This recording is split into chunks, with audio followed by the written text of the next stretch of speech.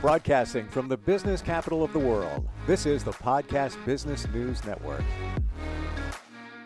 Hey, welcome back, everybody. We're going to talk about a word that everybody says fairly freely, but what does it really mean? I'm talking about karma. Now, many times you use that word and it's in a negative way. Can't wait for karma to show up for them. The karma police are pulling up. The karma train is going to make a stop. But is that really what it is? And is there good karma along with what we think is the bad karma? We're going to unpack all of that today with somebody who is an intuitive. She's got a lot of insight on that. She can do readings, connect you with those from the past, medical intuition, which I think is super cool in what she does, coaching, and so much more. And she's back with us. Noelle Deane joins us on the program. How you doing? I'm good. How are you, Steve? I'm good. And before we begin, because you have a medical connection, we have a disclaimer. So if you would, please. Yes, I'm a licensed therapist, so everything is about declaring that I'm not a medical professional in that way. So the information we present here is educational in nature and is not medical or psychological advice, nor is it a substitute for seeking licensed healthcare services. And that's out of the way now. Yes, it is. Okay. Karma. I think it's misunderstood. How do you define karma? You know, it's something that I have sat with and kind of grappled with a little bit myself on how you define that. So yes, there's karma, like you trip somebody and then you fall. And we could say you reap what you sow. And maybe there's an energetic circular thing that happens with that. But when we talked last time and you were asking about good and bad karma, I really sat with that and then actually connected with my dad who's in spirit, because I wanted somebody to talk this out with me. And now this is just one perspective, not the universal truth. Mm-hmm. But the idea was if you believe in reincarnation, before we come, we make these decisions about life lessons that we're coming into this life to learn more about. Sometimes we were kind of crappy to people in the past and had no empathy. So we may choose a harder lesson in this next life to rebalance. And that's like an idea about karma. So when I was asking, so my dad's name when he was here was Harvey. So Harvey came in. We didn't have a great relationship in life, but he's like showing up for me now. So I'm loving the spiritual family reunion. And he was sharing about how objectively in the spirit world, things actually occur. So it's not like, well, you were awful in the last life. So this life, buddy, you are paying the price. It's how do you learn empathy when you've been insensitive? That's Keep part going. of it. I'm processing it. It looked like you were going to say something. So he gave me an example of, and it's all relative. So his example was when he was born into a very loving family, and he would see that if we're looking at it from good and bad karma, that was part of his good karma. But before he was born, he had an older brother who died when he was 5. He was hit by a car.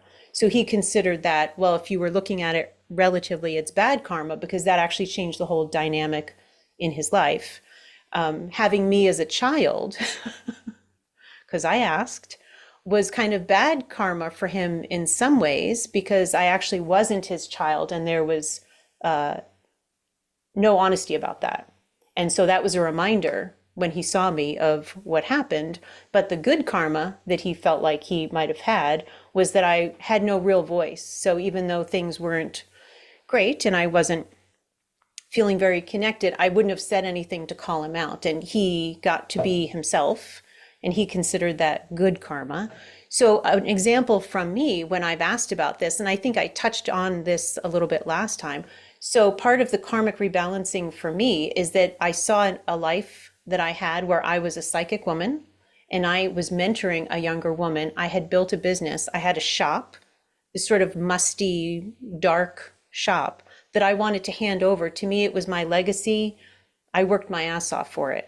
And this young woman was not catching on. And I actually could feel the impatience and real anger that I felt at her. And I think that's part of my journey and why I had the experience I had with the psychic woman that I talked about last time. There's a few reasons, but I think that rebalancing of really mistreating somebody. I was mean to her. I was, absolutely pissed at her, but I didn't have to be like abusive. And I think I was kind of an ass to her. Sorry, I don't think I was. I was. I I totally know what you're saying, and this resonates with me. 2 days ago, I was in line at a fast food place. It was Taco Bell. I'm with my daughter. Person in front of me is ordering a ton. Like I'm hearing, I'll have 12 roll-ups, blah, blah, blah, blah, blah. I'm sitting there like really? Come on. Waiting. Get up to the speaker. She pulled forward, and the server said, yeah, can you please hold on for just a moment? I gotta wait a little bit more. Probably because her order was huge. And I looked at the board and she ordered like $100 in stuff. So I'm waiting. I was like, okay, waiting. Another 2 minutes go by. Like, excuse me, can I place my order? It's like I have two chalupas. I'll be done. Place the order. I get in back of her SUV, and Mhm. now it's an order with like 50 different items, so it's taking forever. And I'm like to my daughter, I'm like, what? Look at what's I mean, this is taking forever. And usually I don't get frustrated, but it's like I've been online for 10 minutes. She pulls away. I pull up to get my two chalupas, and she paid for my order. Hmm. So here I was complaining, and the person at the window said, "Yeah, she just wants you to pay it forward." I'm like, all right. I look at my daughter. We're like, "Wow." So for me, that was a karma lesson in that, you know what? You don't have to be anywhere. Be patient. Now, I don't know if she detected that I was frustrated or she was just paying it forward. I don't know the answer to that. But I will do that. I will pay it forward. But that was my wake up to, in terms of karma in general, we have to be mindful of everything that's around us. Yes, and what's coming to mind, even hearing you say that, and that's such a great example of the universe reminding you maybe to be patient and that you're not being put upon in certain ways. Yeah. And I just lost what I was going to say. Mm. Sorry. Do you believe that when we come into this life for a lesson, is that the soul contract? Oh, that's part of it from what Okay. I've learned. Okay. Yes. Yeah. Hmm. Um, there's, yeah, I think it's all tied in. I don't understand. I think it's hard to grasp the big picture because it feels like there's so much to it. And Sure. maybe somebody way smarter, has a better beat on that than I do. And it's my understanding that all of that is tied in. So that might be, I've heard examples of somebody who murdered somebody in a previous life, and not that they necessarily will murder them back coming forward, but there will be a contract likely and some rebalancing there. Hmm. So when somebody does something just horrific or just not good, or they hurt their family or whatever it might be, do you feel that they are going to at some point suffer a consequence? In this life or in the next life? Let's go with this life. This life. Your overall feeling. Yeah, I mean, my sense is yes. I mean, you also have to live with the crappiness that you spread. I can't imagine somebody having a good life that really just spreads negativity and takes advantage of people. Hmm. I think you know who you are, like on the inside. I agree. Yeah. I know somebody that did, and this is a friend, and I'm connected to the family. I understand, some things. Um, this person didn't do great things to their family, lived a double life and, don't even need to get into the details. But when you look at it from face value, they have so far in the last couple of years had four close family members pass away. Somebody else close to them that had to be rushed to the hospital and was in the hospital. I don't even know what the situation was for like a week or more. And I look at that and I'm like, maybe that is part of the karma. I don't know, and I don't wish anything negative on anybody, but I look at that and it's like, all right. Yeah, the two family members were younger, and they both passed very close. I'm talking parent connected, and others that much in one short period of time. I have to wonder. I have to wonder if it was karma connected. Well, and as you're saying that, I'm thinking of the people who did pass away. You could say, well, that person, ended up with tragedy in their life because they did wrong to other people. But then I'm wondering, well, what was maybe the contract with those people who left early in their own family? Because that would have been about them and not this person who did these Hmm. terrible things. But that's the thing about the contracts. Maybe that was part of it. If and from what I understand, there's like a plan A, a plan B, and a plan C. Never heard that. I kind of made up the term, but but I'm feeling pretty convinced of that these days. How do you And I define it? How do you define the A, B, and C? thank you for asking. So, first, I should say Journey of Souls is a book by Dr. Michael Newton. And reading that book that was recommended by a friend changed my life and my perspective on life and death tremendously. Hmm. So, it is one of the few books, not like I don't recommend many books, but anyway, that's my top one to recommend to people, Journey of Souls. And it's my impression, and I've seen this where it's like, okay, let's say somebody comes into this life and there are lessons they are here to learn, and maybe they're not doing too well with that. They got caught up in addiction, let's say, or abusive relationships. And there's this fail safe. So, okay, maybe plan B now comes into action where that person has something major happen in their lives that makes them shift.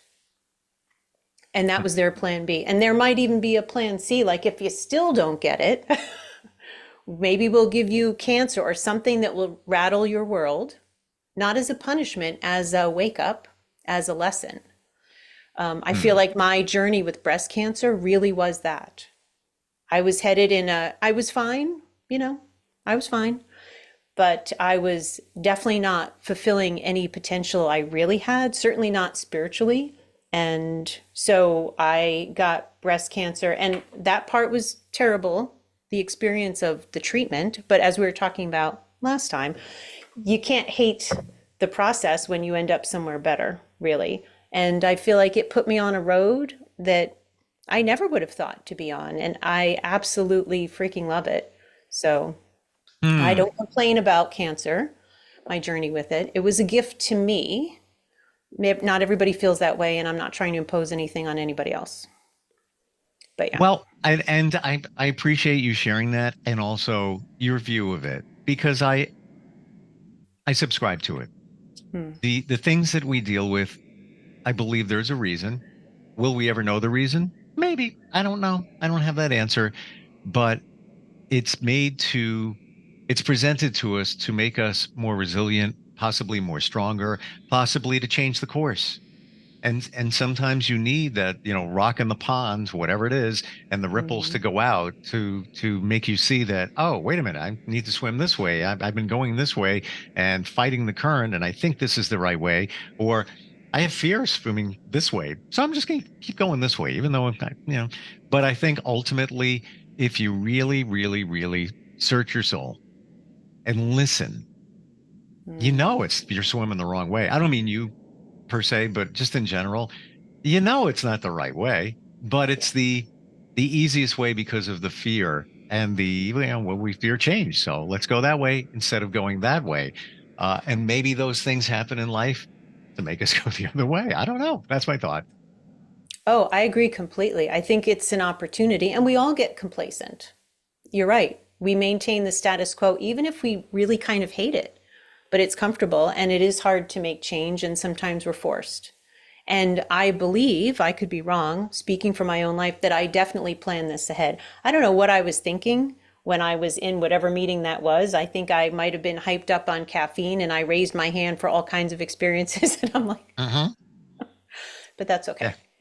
Um, Um, yeah, I totally get what you're saying. And I don't know if I shared with you, I joined a men's group, I no, don't know, 12, 13 weeks ago, yeah. completely out of my comfort zone. I would never do anything like that. It just seemed somebody recommended it. They sponsored me. I was in the group first meeting for an hour and a half. And somehow I signed up for a big weekend retreat on the other side of the country. the heck am I doing? Like, what is it? And there were moments where I'm like, I don't know if I should be doing this, but I can always bail. And now, 12, 13 weeks later, I see why I'm part of it and why it's empowered me. And whatever I have to offer, I've empowered others with it. So it's been a very interesting ride. Um, yeah, but um, it came out of the moment of me saying, just before that meeting, I need to get out of here. I just need a break. I need a little bit of time away. And then this trip presented itself, and there was expense involved, but I jumped on board. I was like, all right, let me. But I believe that was the universe's way of saying you should be doing this. But we don't listen to the universe or ourselves. Yeah, I mean, I think that's a really hard thing to do. I started working on really listening. I mean, I Yeah. think I was 22 and I'm 56.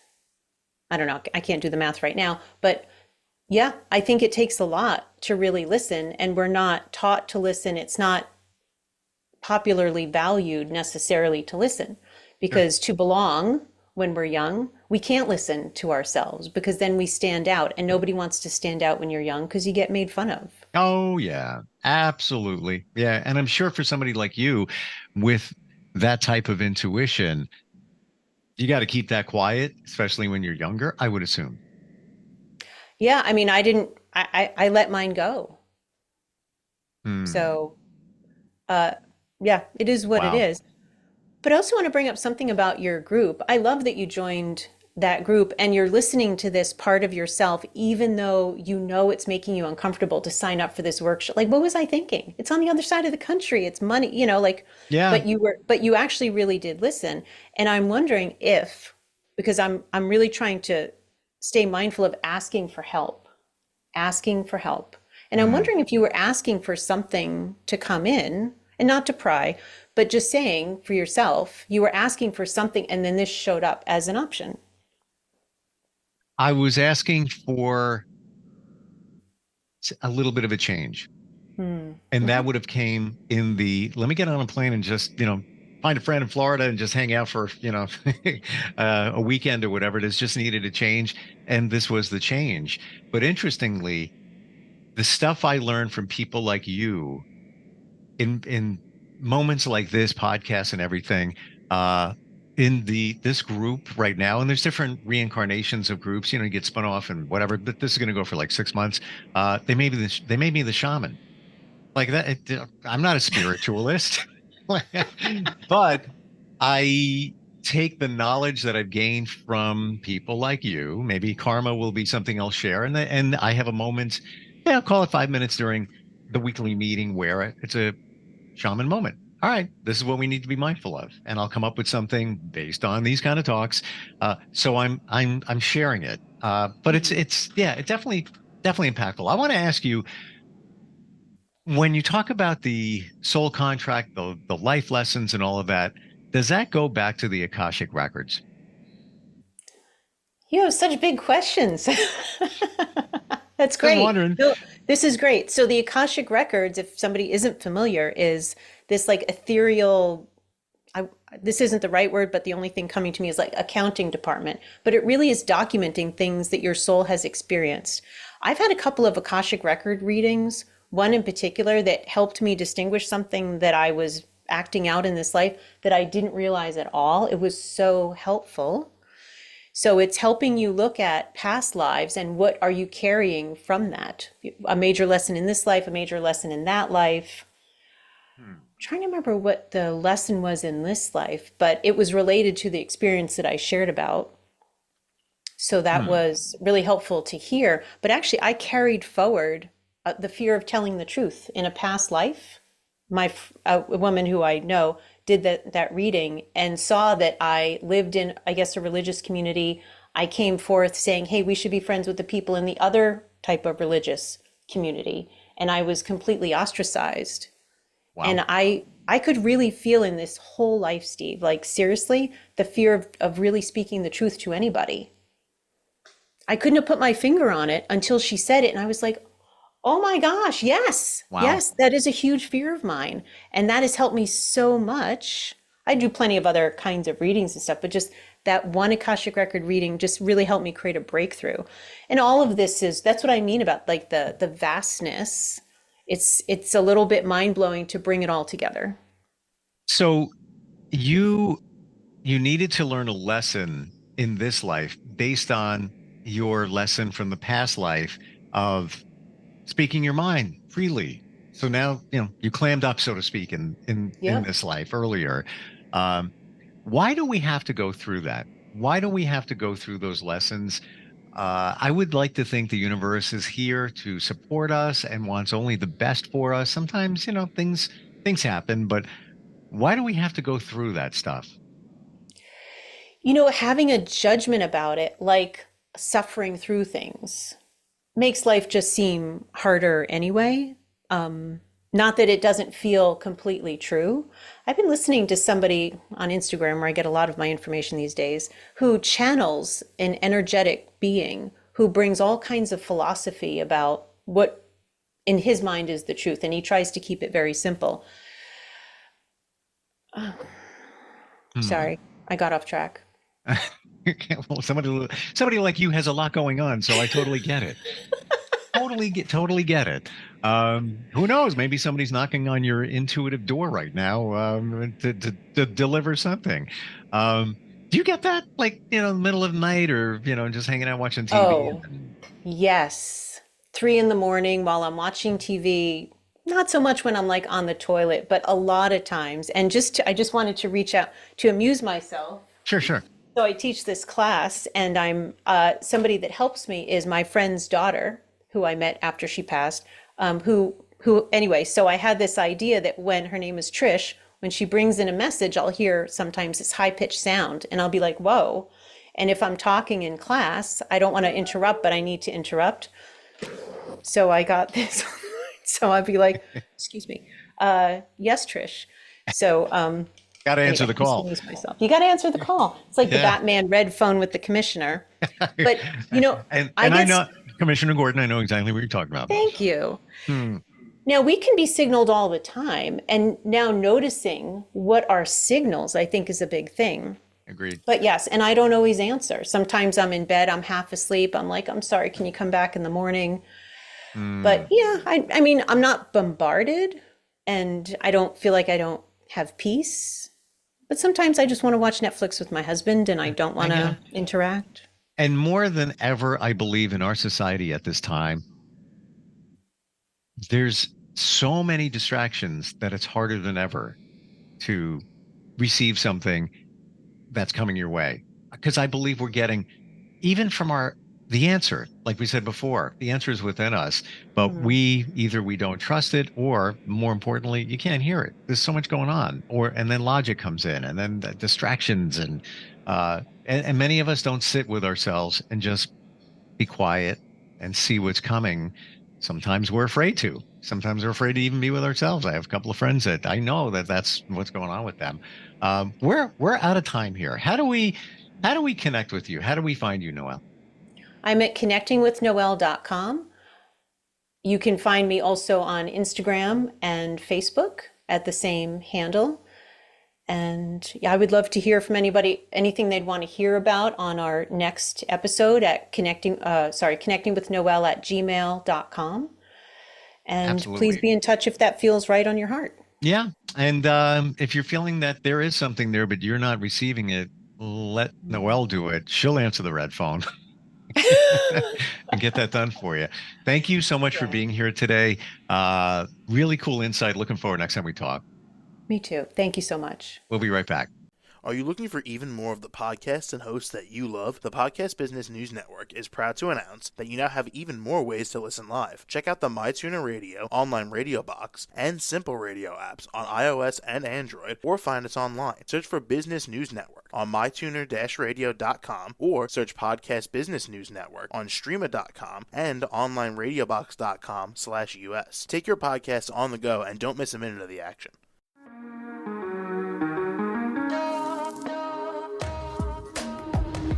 Broadcasting from the business capital of the world, this is the Podcast Business News Network. For nearly 2,000 severely injured veterans, everyday life has become filled with barriers. Day-to-day simple tasks can become pretty daunting. I have to carry my chair up 2 flights of steps or have somebody do it for me. What scares me the most is just the falling. When I'm struggling with my house, I think, to have that one great barrier just knocked down, it's crucial.